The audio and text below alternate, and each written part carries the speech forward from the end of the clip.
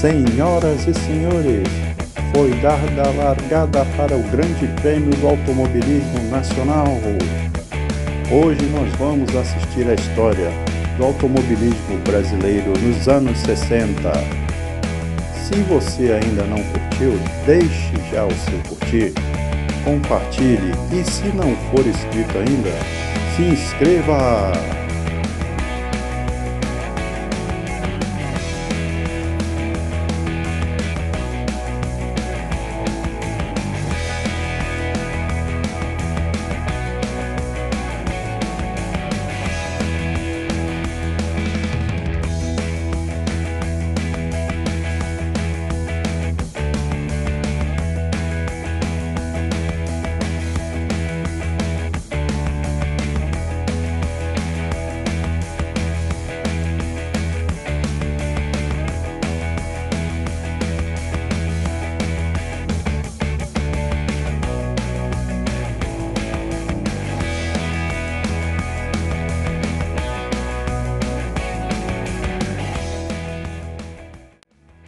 Um dos esportes mais populares do século XX no Brasil. As corridas com automóveis só ganharam força nos anos 30, dando início à criação do primeiro autódromo brasileiro, o Circuito da Gávea no Rio de Janeiro, ficando conhecido como o Trampolim do Diabo. O primeiro piloto profissional a se tornar reconhecido foi o lendário Chico Landi. O Circuito da Gávea, no Rio de Janeiro, idealizado por Manuel de Tefé, o Barão de Tefé, nobre diplomata e piloto nas horas vagas, tinha o seu traçado original partindo da praia do Leblon, seguindo pela Avenida Niemeyer, passando por uma gruta, subindo e descendo alguns morros, inclusive onde hoje é a favela da Rocinha, até voltar ao Leblon. Num total de 11,16 km e 93 curvas, algumas extremamente fechadas. O piso era misto, asfalto, concreto e paralelepípedos delimitados por trilhos de bonde. A corrida inaugural, promovida pelo Automóvel Clube do Brasil, em 1º de outubro de 1933, contou com a participação do piloto Chico Landi, que viria a se tornar o primeiro ídolo do automobilismo brasileiro com grande projeção internacional. Foram dois os eventos realizados com regularidade nesse circuito histórico: o GP Cidade do Rio de Janeiro e o Circuito da Gávea Nacional, entre 1933 e 1954. Indo até a década de 50, mais precisamente em 24 e 25 de novembro de 1956, foi realizada em Interlagos as 1000 milhas brasileiras, organizada pela dupla Eloy Gagliano e Wilson Fittipaldi. Com 31 carros na largada e um público de mais de 30 mil espectadores, tornou-se um marco do automobilismo nacional da época. A vitória foi da dupla Catarino Andreatta e Breno Fornari pilotando um Ford. Também nessa época, as chamadas carreteiras começam a despertar mais interesse dos adeptos do automobilismo.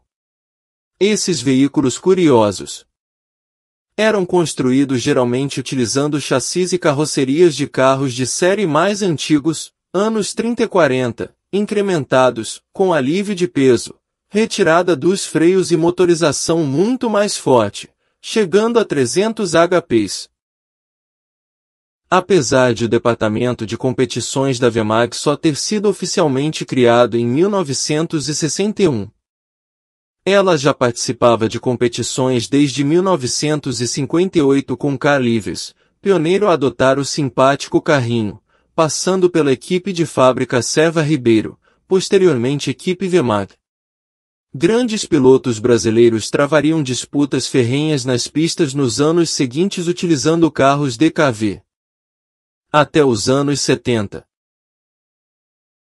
Os anos 60 entraram para a história do automobilismo brasileiro por ser a época das equipes oficiais de fábrica no país, DKV Vemag, Willys, Simca, e as mudanças conceituais que vieram no vácuo, pilotos pagos regularmente, carros pessoais cedidos pela fábrica e a forma como tudo se tornou mais profissional.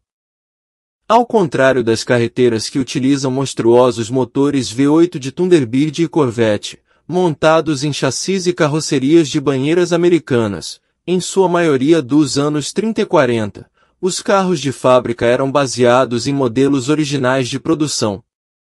Durante essa concepção de construção, a DKV preparou sua carreteira, logo apelidada de Mickey Mouse. Durante o processo, a fábrica Vemag encurtou o chassis de um DKV em 30 centímetros. Rebaixou o teto e equipou com um motor de 1080 centímetros cúbicos, que gerava cerca de 100 cavalos de potência.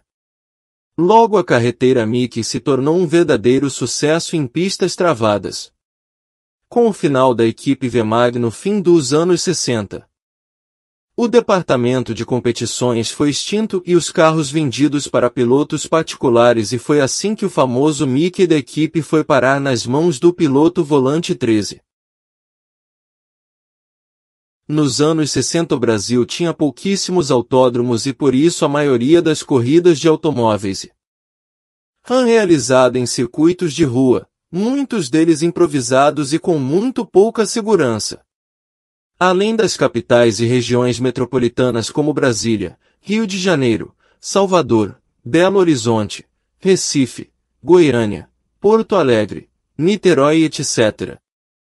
Alguns circuitos sediaram provas nacionais importantes e de longa duração como os 1000 km de Brasília, as 12 horas de Lages, os 500 km da Bahia, as 12 horas de Porto Alegre, 500 km de Porto Alegre e as 100 milhas de Belo Horizonte, entre outras.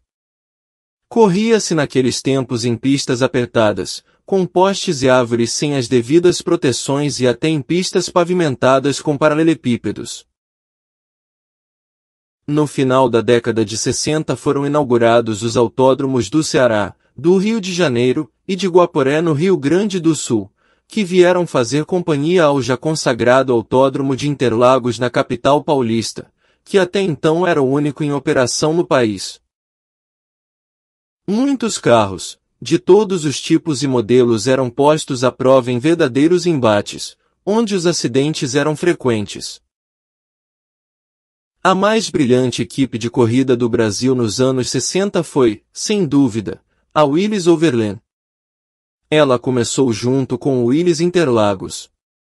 Para dirigir a pequena fábrica que iria produzir o Interlagos quase que artesanalmente, foi contratado o piloto paulistano Christian Eis, que havia trabalhado na Porsche, mas que tinha outra missão, paralela. Criar o departamento de competição e colocar o Gordini e o Interlagos na pista sob o manto de equipe Willys. Para tanto foram preparados 3 Gordinis, de números 40, 41 e 42 e 3 Berlinetas, 12, 21 e 22 que foram pintados nas cores da bandeira brasileira. Amarelo com uma faixa central verde. Inicialmente fizeram parte da equipe os pilotos Luiz Pereira Bueno, Danilo de Lemos, Eugênio Martins, Agnaldo de Góes, Rodolfo Fofo Olival Costa, Wilson Fittipaldi Jr. e o próprio Christian Reis, mais conhecido pelos amigos e fãs como Bino, que era como sua mãe o chamava desde pequeno. Não faltavam recursos para que a cada corrida a equipe se apresentasse melhor. Mas entre várias e tantas vitórias a mais importante foi a 500 milhas de Interlagos de 1962, quando o grande rival era o Porsche 1600 Super 90, pilotado pelos notáveis Chico Landi e Marinho. Foi um show de pilotagem do Bino, que ficou indelével na sua história e na dos Interlagos amarelinhos.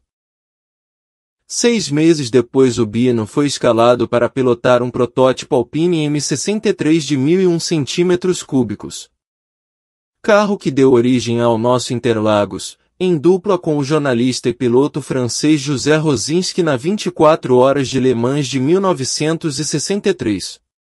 Com 1 hora de corrida ele liderava sua categoria, e numa lombada sem visibilidade se deparou com um acidente, havendo um carro atravessado no meio da pista.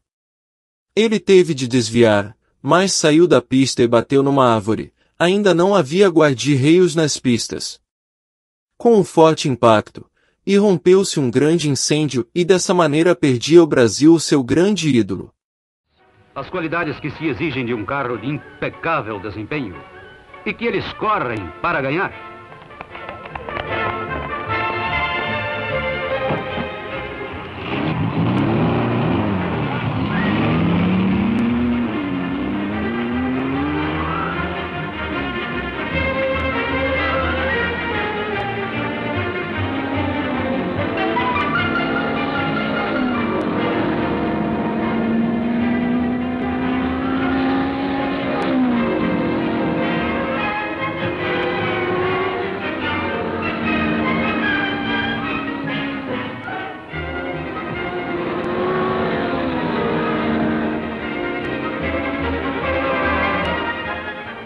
Pois saiba, finalmente, brasileiro do norte, do sul, do litoral, do oeste.